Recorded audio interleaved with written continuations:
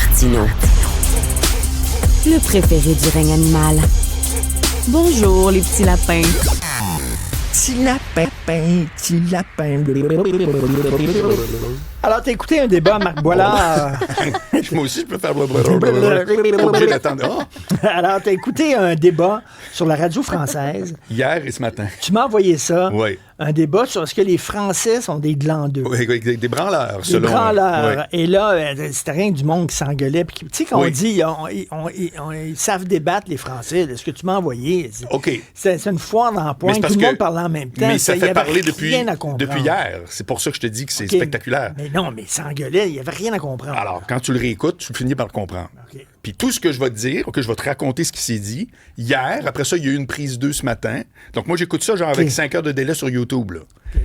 Et ça s'applique 100% ici, OK? C'est Charles Consigny qui est sur une émission qui s'appelle Les Grandes Gueules, sur RMC, une radio parlée. Lui, il est assez à droite. Lui, il est plus à droite. Puis sur ces panels-là, il est toujours à droite, à gauche, etc. Il est avec une fille qui, elle, est beaucoup plus à gauche. Et il parle d'une mesure, parce que là, eux autres, le budget, là, c'est toujours pas bon. Oui. Il parle d'une mesure que le Sénat a proposée, qui est de, et là, écoutez-moi bien, là, qui est de rajouter 12 heures de travail à tous les Français par année. 12 heures par année. C'est 15 minutes par semaine. Hey, évidemment. Et là, t'es fou. Ils déchirent leur chemise. Oui, pour toutes sortes de raisons. Mais ils ne sont pas nécessairement les Français sont hallucinants. Alors, mais laisse-moi finir. C'est vraiment intéressant.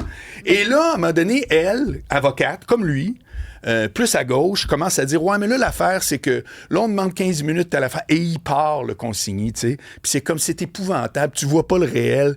C'est un pays de branleurs où tout ferme à 3h30. Puis c'est 100% vrai par rapport à des affaires qu'on vit, là. J'essaie d'avoir des services de l'État après 3h30. C'est impossible. Oublie ça. Les fonctionnaires ferment boutique. Les bobos sont tous hypochondriaques chez l'ophtalmologiste, mais ils ont le temps d'y aller le mercredi après-midi. Ils arrêtent de travailler à 55 ans. Les cheminots, ils viennent de se négocier à 59. Ce pays de branleurs, toi avec ta gauche des années 80, ringarde. Écoute, je te jure, c'est extraordinaire.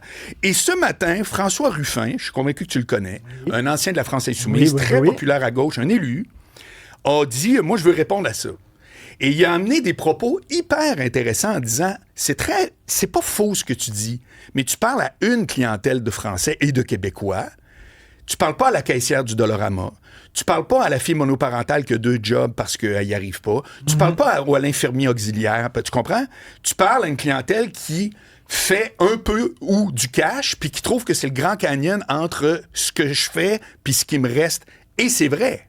Il y en a qui sont des glandeux. Il y en a. Mais il y en a d'autres qui travaillent fort. Voilà. OK? C'est très vrai. Qui mettent les bouchées doubles. Oui. Ça fait que ça fait, si tu veux, une espèce de contrepoids que j'ai trouvé très intéressant.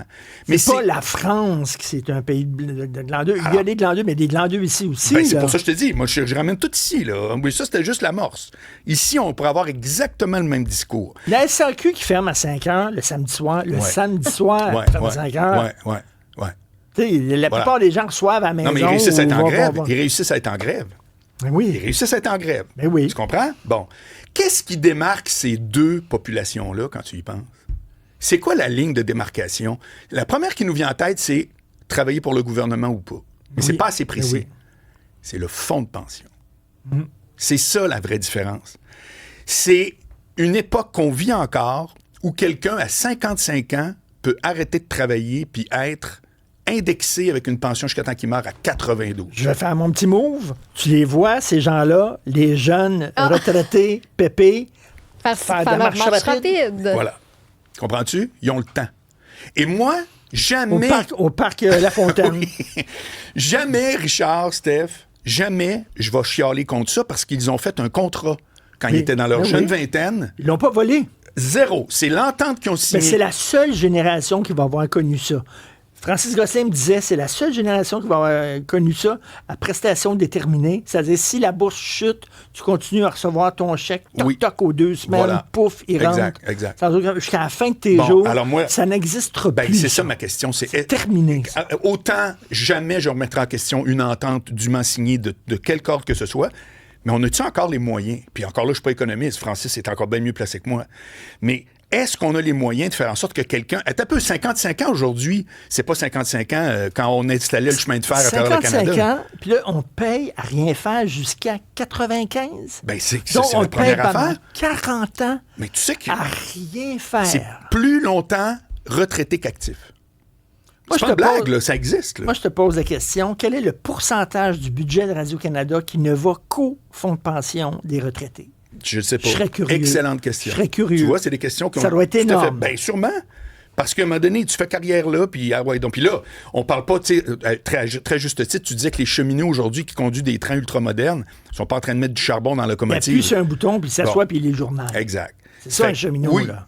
Ça fait que c'est peut-être ça qui va arriver quand Mme Picard dit c'est une guerre contre les syndicats, etc. Je vais lui citer Talleyrand, tout ce qui est excessif est insignifiant. Ça fait que, non, mais pas vrai, là, c'est un peu spécial.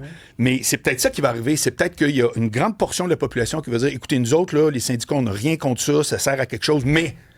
Là, à un moment donné, c'est pas vrai qu'on va continuer à dire vous gagnez d'un 6 chiffres, puis en plus, après ça, allez hop, on fait du jogging pour 40 ans, tu sais, la fin en chaise roulante. Il va falloir revoir ça. Je pense que oui. Complètement. Je pense que oui. Ça n'a pas de sens, une retraite comme ça. Puis, tu sais, avec toutes ces conditions-là, alors que les gens vont vivre en santé jusqu'à 95, 100 ans. C'est comme une grosse contradiction entre les avancées médicales puis la capacité de payer. Exactement. Parce que tu fais comme, OK, dans le temps quand on était au Moyen-Âge, ça mourait à 30 ans. C'est ce que j'ai su aujourd'hui. Au Moyen-Âge, c'était un enfant sur deux qui mourait pendant l'accouchement. Bon. 50 Non, il On va s'entend-tu, falloir c'est pas la même revoir, époque? il va Ben, je falloir pense que oui. revoir les choses Ouais. parce qu'on va payer. En plus, on fait de moins en moins d'enfants, donc de moins en moins Qui de va les gens payer? qui Qui travaillent va les pour payer? payer ces pensions-là. Complètement. Non, tu es là pour le moment. C'est Si pour quelqu'un ça que voit ça pas le craque, cul-de-sac, là. oui, c'est ça, exact. Exactement pour ça que Oui. le modèle craque. Oui. Donc, autant en France qu'ici, pour Oui. les États-Unis, Oui. enfin en Occident. En Occident. Comme C'est je t'ai ça. dit hier, c'est Tout à comme fait. il y a vraiment un gap qui se creuse, puis que c'est les acquis sociaux, mais le réel rattrape tout le monde. Toi, tu donnes des surnoms à tout le monde. Oui. T'as-tu trouvé ton propre surnom? Alors moi, un qu'on m'a donné que j'aime beaucoup, c'est MacBook Pro. Book Pro. MacBook Pro, tu sais, comme l'ordi Apple. Oui. Je trouve ça bon. Comme le Marc-en-ciel aussi. Ah, Marc-en-ciel. Mais ça, on les a. MacBook Pro. Ouais, Le Mac- ouais, oui. j'aime ça. J'aime ça. À demain, Marc. Salut.